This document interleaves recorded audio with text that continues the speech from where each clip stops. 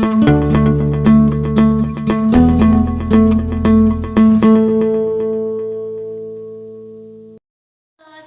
warahmatullahi wabarakatuh. Salam sejahtera yang saya hormati mahasiswa STE Trianandra semester 4. Pada pertemuan kali ini kita adalah memasuki pertemuan yang ketujuh. Pertemuan ketujuh ini kita belajar lewat via online. Jangan lupa ya, ketik nama dan nomor induk mahasiswa pada kolom komen di bawah ini.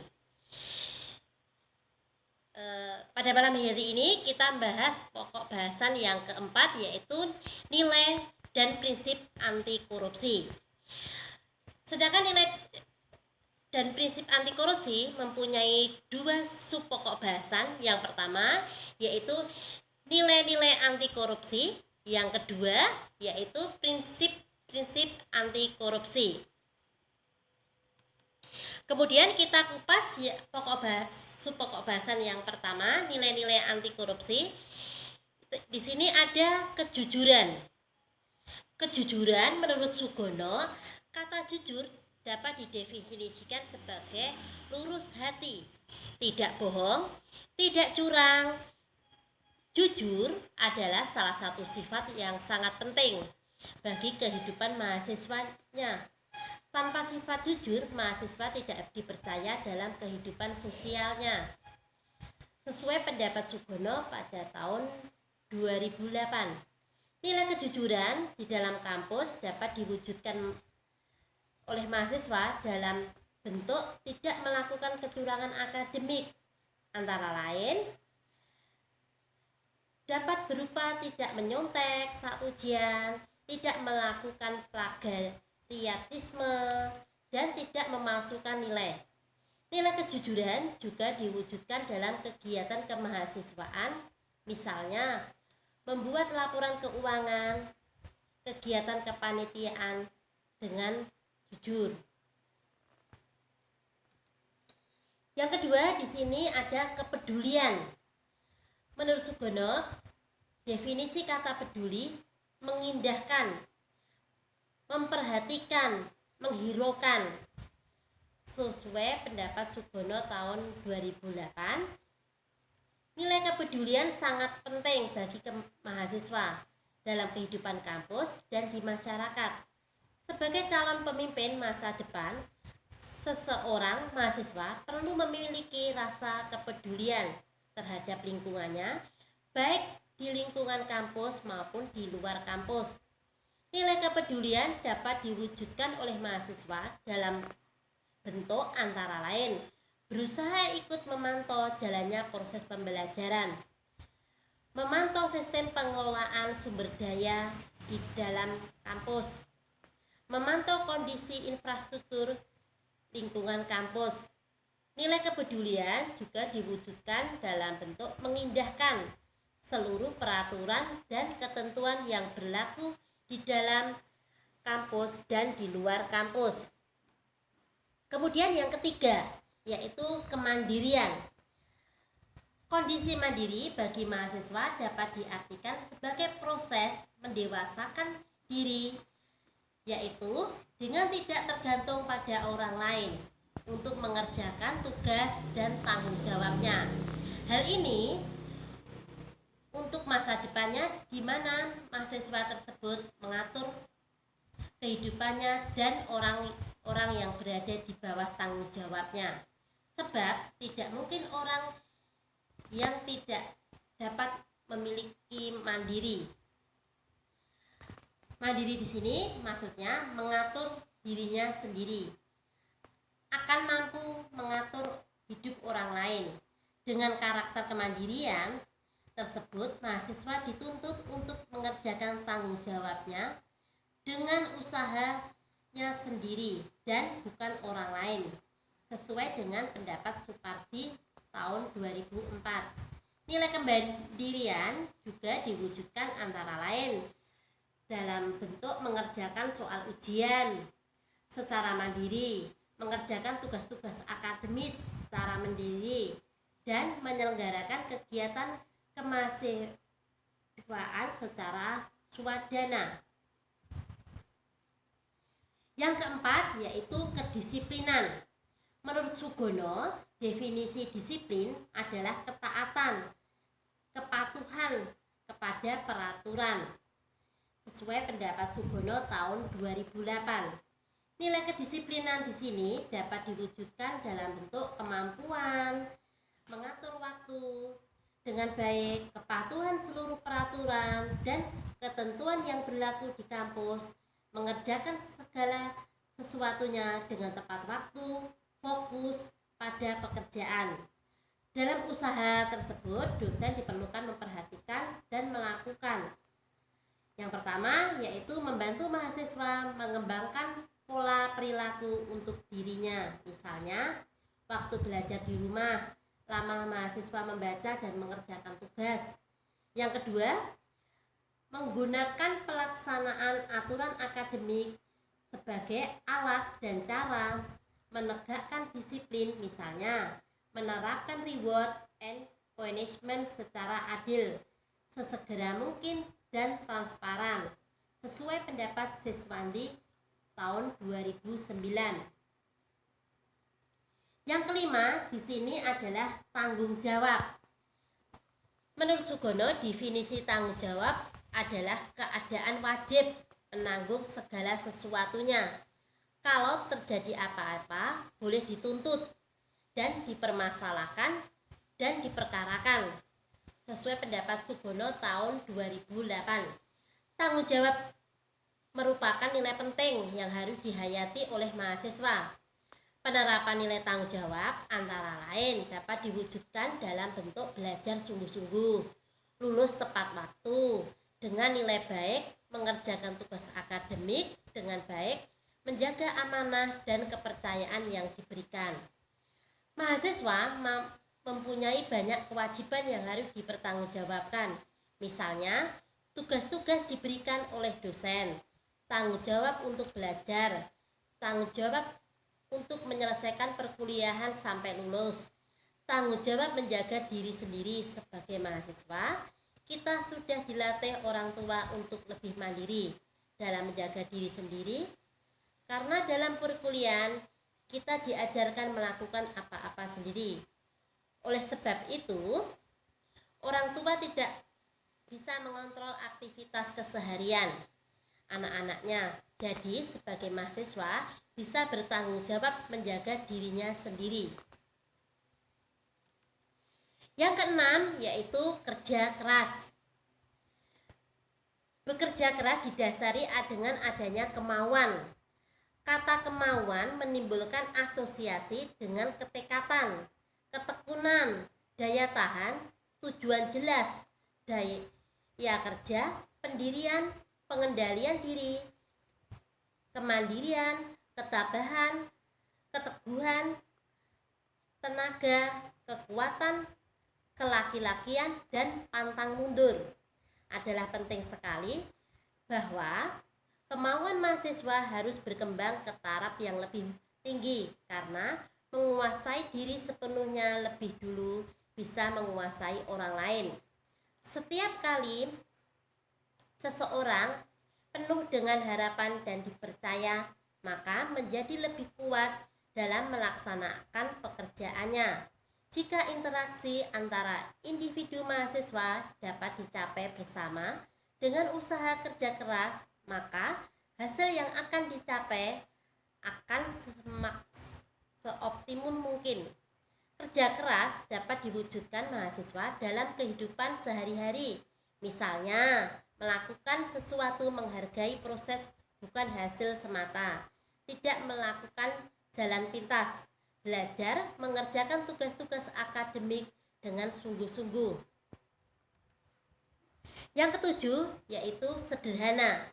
Gaya hidup mahasiswa merupakan hal yang sangat penting dalam interaksi dengan masyarakat di sekitarnya. Gaya hidup sederhana sebaiknya perlu dikembangkan sejak mahasiswa mengenyam masa pendidikannya. Nilai kesederhanaan dapat diterapkan oleh mahasiswa dalam kehidupan sehari-hari, baik di kampus maupun di luar kampus. Misalnya, sesuai dengan kemampuan hidup, sesuai dengan kebutuhan, tidak suka pamer kekayaan, dan sebagainya. Dengan menerapkan hidup sederhana, mahasiswa dibina untuk memprioritaskan kebutuhan di atas keinginannya. Prioritas hidup sederhana ini merupakan parameter penting dalam menjalin hubungan antara sesama mahasiswa. Karena prinsip ini mengatasi permasalahan kesenjangan sosial, iri, dengki, tamak, egois, dan yang sikap negatif lainnya. Prinsip hidup sederhana juga menghindari seseorang dari keinginan yang berlebihan. Yang ke-8 yaitu keberanian. Jika kita temui di dalam kampus mahasiswa yang sedang mengalami kesulitan dan kekecewaan, meskipun demikian menumbuhkan sikap keberanian, mahasiswa dituntut tetap berpegang teguh pada tujuan. Terkadang mahasiswa tetap diberikan pekerjaan yang sukar untuk menambahkan sikap keberanian. Kebanyakan kesukaran dan kesulitan yang paling hebat lenyap karena kepercayaan diri sendiri. Mahasiswa memerlukan keberanian untuk mencapai kesuksesan. Tentu saja keberanian mahasiswa akan semakin matang diiringi dengan keyakinan. Nilai keberanian dapat dikembangkan oleh mahasiswa dalam kehidupan di kampus dan di luar kampus. Antara lain, dapat diwujudkan dalam bentuk berani mengatakan dan membela keberanian, berani mengakui kesalahan, berani bertanggung jawab, dan lain sebagainya. Di lingkungan tersebut, mahasiswa dapat mendapat sentuhan kreativitas dan inovasi yang akan menghasilkan nilai tambah dalam masa perkuliahan sesuai dengan pendapat Saifuddin tahun 2002. Yang ke-9 yaitu keadilan. Berdasarkan arti kata adil, sama berat, tidak berat sebelah, tidak memihak. Nilai keadilan dapat dikembangkan oleh mahasiswa dalam kehidupan sehari-hari, baik di dalam kampus maupun di luar kampus. Antara lain dapat diwujudkan bentuk selalu memberikan pujian yang tulus pada kawan yang berprestasi, memberikan saran perbaikan dan semangat pada kawan yang tidak berprestasi, tidak memilih kawan berdasarkan latar belakang sosial, dan lain-lain. Dengan demikian, mahasiswa dapat diharapkan bijaksana dalam mengambil keputusan, di mana permasalahan semakin lama semakin kompleks atau rumit diselesaikan. Pokok bahasan yang kedua, kita masuk pada prinsip-prinsip anti korupsi. Setelah memahami nilai-nilai anti korupsi, penting untuk mencegah faktor internal terjadi korupsi. Berikut akan dibahas prinsip-prinsip anti korupsi yang meliputi akuntabilitas, transparansi, kewajaran, kebijakan, dan kontrol kebijakan untuk mencegah faktor eksternal penyebab korupsi. Akuntabilitas yang pertama yaitu adalah kesesuaian antara aturan dan pelaksanaan kerja. Semua lembaga bertanggung jawab kinerja sesuai dengan aturan main dalam bentuk konvensi atau de facto maupun konstitusi atau de jure, baik pada level budaya individu dengan individu maupun level lembaga sesuai dengan Bappenas tahun 2002. Lembaga-lembaga tersebut berperan sektor bisnis, masyarakat, publik, maupun interaksi ketiga sektor. Prinsip akuntabilitas dapat dimulai diterapkan oleh mahasiswa dalam kehidupan sehari-hari sebagai mahasiswa di kampus. Misalnya, program-program kegiatan kemahasiswaan harus dibuat dengan mengindahkan aturan yang berlaku di kampus. Maka mata kuliah ini memiliki peranan penting dalam menegakkan akuntabilitas, terutama dalam rangka pengembangan sumber daya manusia. Oleh karena itu, mahasiswa sebagai bagian dari sivitas akademik pemilik masa depan merupakan target pelaku penegakan akuntabilitas masa kini dan masa depan. dengan harapan integritas atau kesesuaian aturan dengan pelaksanaan kerja diri mahasiswa dapat semakin ditingkatkan. Yang kedua yaitu transparansi, salah satu prinsip penting anti korupsi lainnya. Prinsip transparansi ini penting karena pemberantasan korupsi dimulai dari transparansi dan mengharuskan semua proses kebijakan dilakukan secara terbuka, sehingga bentuk penyimpangan dapat diketahui oleh publik sesuai pendapat dari Prasojo tahun 2007.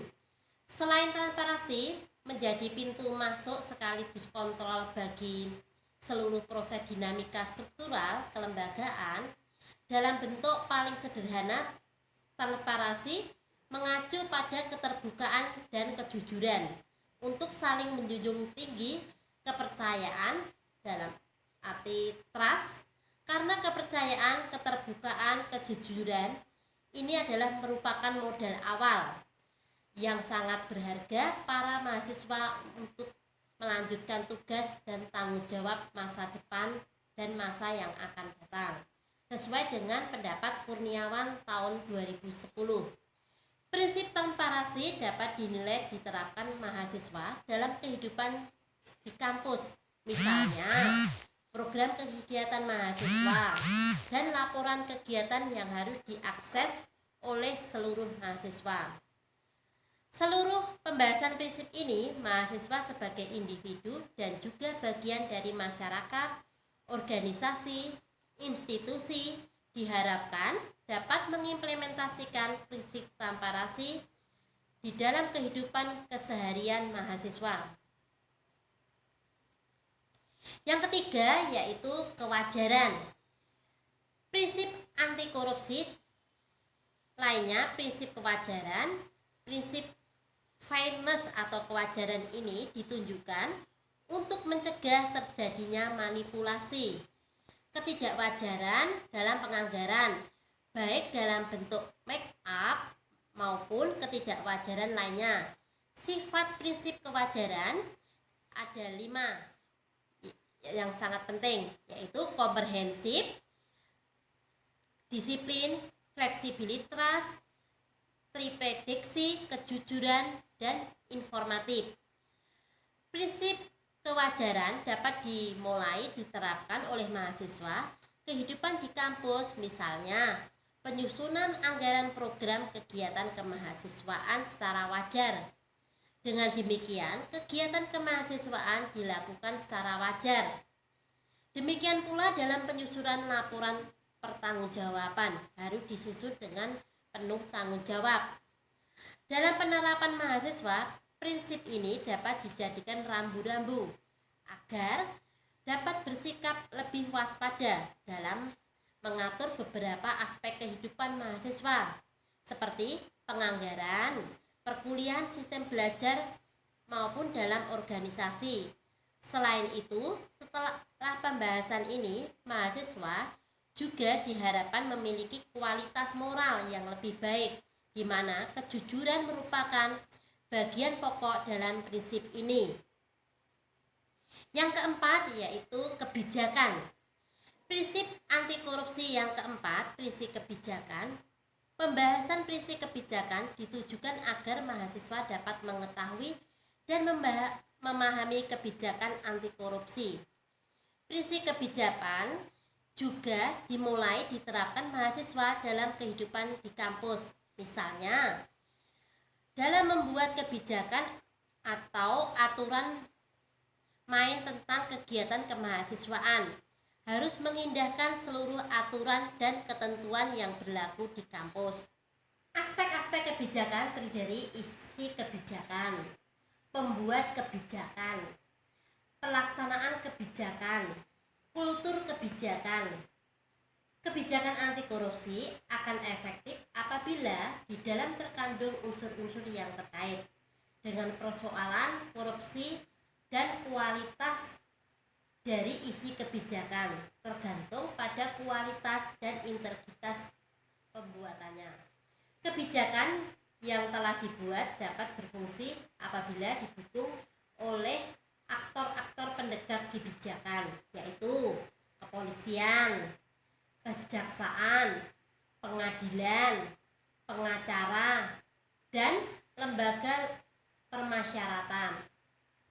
Eksistensi sebuah kebijakan tersebut terkait dengan nilai-nilai, pemahaman, sikap, persepsi, dan kesadaran masyarakat terhadap hukum atau undang-undang anti korupsi.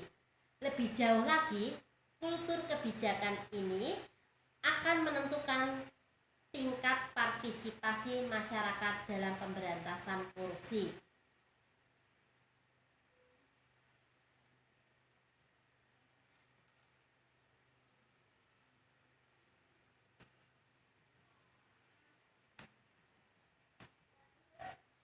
Yang kelima yaitu kontrol kebijakan.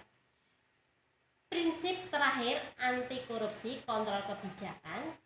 Kontrol kebijakan merupakan upaya agar kebijakan yang dibuat betul-betul efektif dan mengeliminasi semua bentuk korupsi.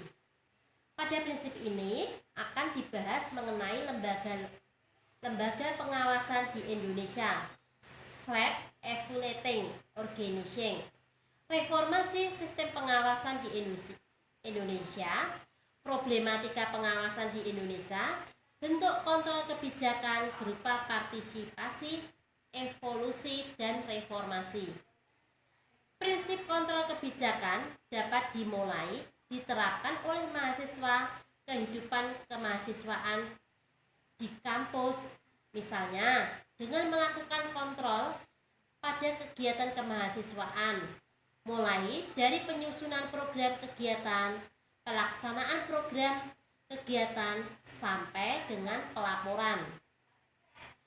Kontrol kebijakan berupa partisipasi, yaitu melakukan kontrol terhadap kebijakan dengan ikut serta penyusunan pelaksanaan, dan kontrol kebijakan berupa oposisi layak. Sedangkan kontrol kebijakan berupa revolusi, yaitu mengontrol dengan mengganti kebijakan yang dianggap tidak sesuai.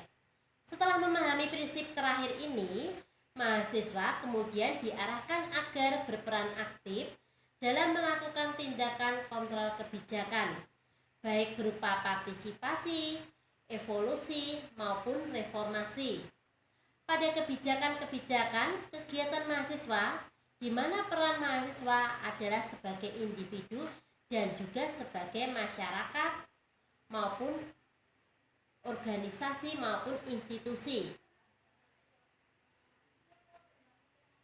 Oke, sekian pertemuan Ibu Lia pada malam hari ini. Kita sambung pertemuan berikutnya yaitu UTS.